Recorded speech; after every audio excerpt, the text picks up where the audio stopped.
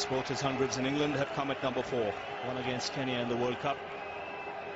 This is first against England here. Now he's decided to cut loose. Simple improvisation. And a boundary to end the over. 269 for 4. Last ball of the innings.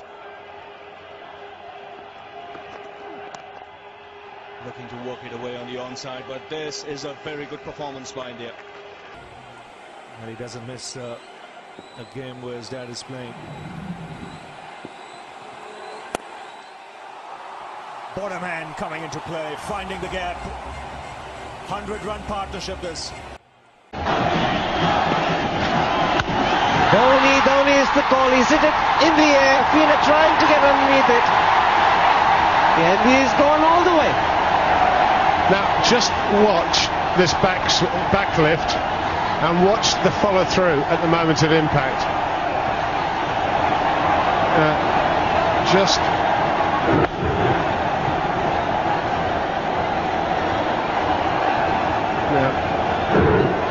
There you go. That'll do. I'm not quite sure what he did there, but it's very, very effective. He almost swung himself off his feet. Tries it again. Should only be one. There is only one.